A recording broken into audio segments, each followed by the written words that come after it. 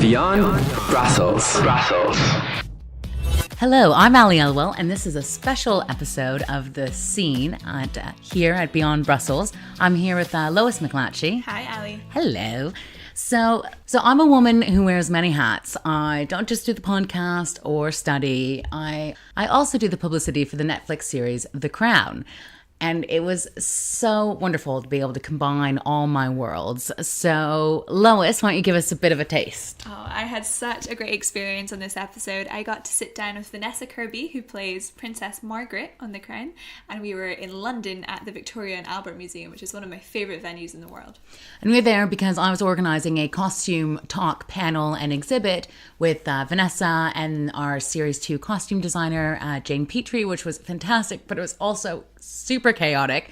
It was snowing and the schedules were running late, and I just had to go and grab Lois and be like, we need to do the interview now. So as a result, there are some Lois forgot to plug the mic in. I know, I was just so nervous because Vanessa was so cool and so great, and I was trying to be a cool journalist and being on top of my interview, but the audio is a little bit poor. But please guys, do listen. It's an interview I'm so proud of, and I love it, and I can't wait to share it with you.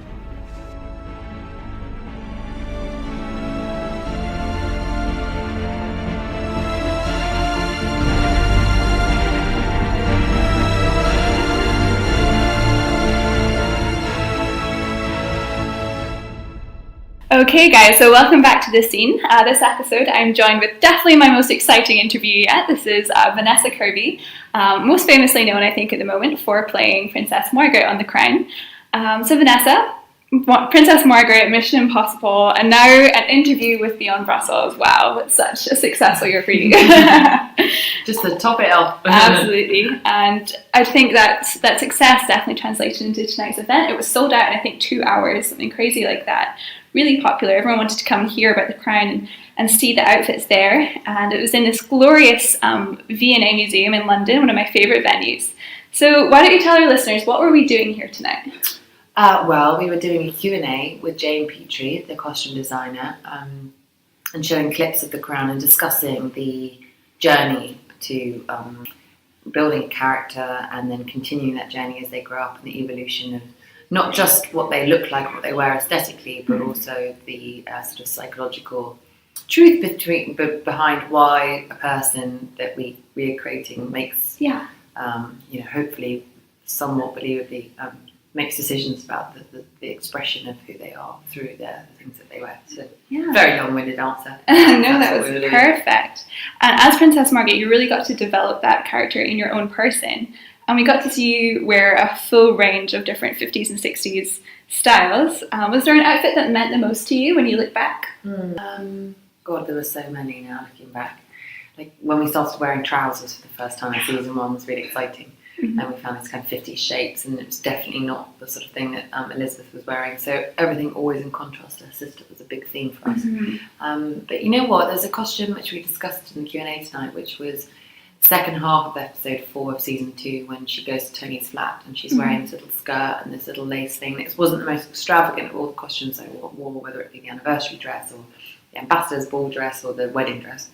But we really took ages over choosing exactly what kind of design would be right for Margaret at that particular time when she's going into somebody's house with the clear intention not to seduce him, so to speak, but there is an energy there between them, and she knows. I mean, the last thing he said to her is, "You're dying to be a supplicant, I can tell." So she knows she's going into the layer in a way, and so we chose this little lace thing that was symbolic of sort of sensuality and availability, but without being too overt at all.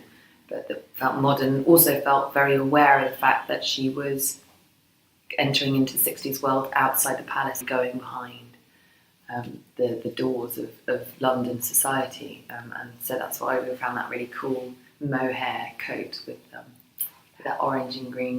So out of all the outfits that you wore from Margaret, is there any styles that you would incorporate into your own style now? Someone just asked me that question actually. I haven't been asked that before.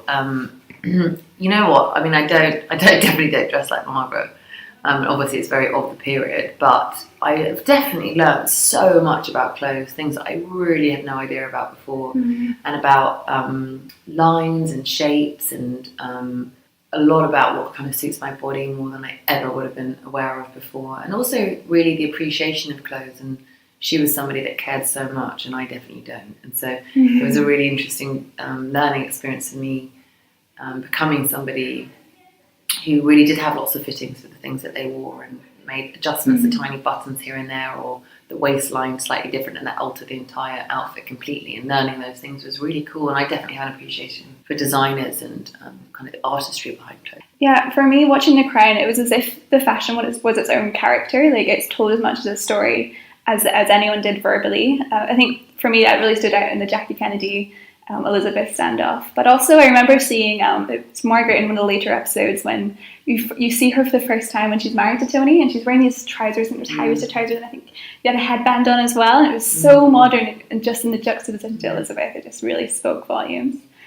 But yeah, over in Brussels though, in the current day, we're sewn into our suits. We're always about our workwear, always wearing dark colours. Do you think fashion should be allowed to have more of a say in the public kind of discourse? Do you think we kind of, in politics and in that kind of sphere, do we shut out fashion when actually it could have a voice? It's interesting, isn't it? I think it does play a part in the role that you're playing in a way, and that's why it's so interesting creating characters, because you start to realise that clothes are just an expression of what you believe to be your identity, whether it's an identity you identify with a job as a politician, so you wear clothes that we identify as being. We also don't want to just look at what a woman is wearing, so it's an interesting. Yeah, it's an interesting one, isn't it? I think sure. It's a fine line between not drawing attention in a way that is. I just think it always has to be an authentic relationship to it, and you can always tell when it feels like you're seeking approval in some way with it. And I think that. You can definitely tell when somebody's style is very connected to who they really are, and it's an extension of who they are, as opposed to a superficial layer slapped on the top of. And I really learned that because Elizabeth doesn't express herself in clothes, and she didn't need to command her power through that, but Margaret chooses to, and it's a very authentic relationship to clothes and style and fashion. It doesn't feel like ostentatious or superficial. And when you kind of got to know the characters so much better by being in their clothes.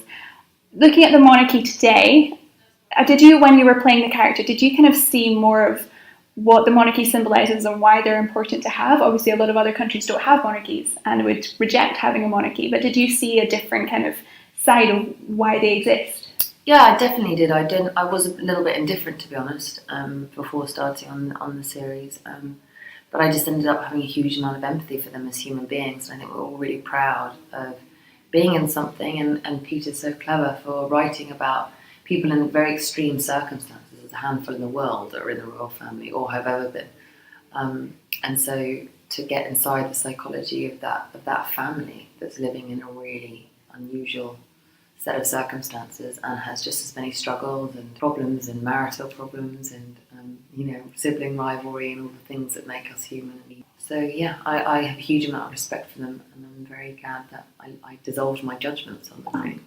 Yeah, it was really great for us, I think, in the UK to just see them as humans and see how their personalities can be their power, be their soft power and influence for good in really cool ways.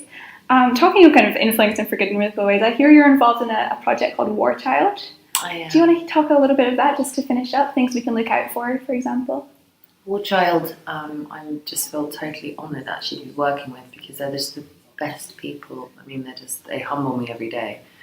I suppose the reason I really believe in them as a charity is they're incredibly small, and the work they do, you can see directly affects. It kind of goes straight to the projects that they're doing, which is really magical. But also something that they do that's different to other charities is they don't just provide kind of sanitary, latrines and tents and things like the big charities are really brilliant at doing. They look at the kind of psychosomatic trauma of war, and as a child, there's just no greater trauma in my mind anyway than being in a conflict zone, and 1 in 6 kids in the world are in conflict zones, and that comes with all kinds of horrific sort of wounds on your psyche and your soul, and War Child are the only charity that concentrates directly on children and mental health of children that have been in war. And it's a really interesting parallel because when I look at a character and I try and begin to understand who the adult is, I often look at their childhood. We looked a lot at Margaret and Elizabeth's childhood, and it's really amazing to see the differences even then when Margaret was 6 and suddenly her uncle had abdicated and her sister was favoured and suddenly put in the spotlight more and groomed to be the heir to the throne, and she wasn't, and how that would affect a child. And that's obviously a very specific problem to somebody that did live in that time. But thinking about kids that don't have help and that have experienced extreme trauma. And War Child are just the most incredible group of people trying to make a difference and help more kids that don't have any.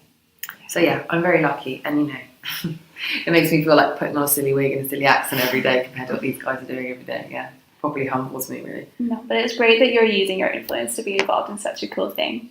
And yeah, we'll definitely link up any information online about War Child to our listeners at home so that they can find out some more information and maybe get involved themselves. Yeah.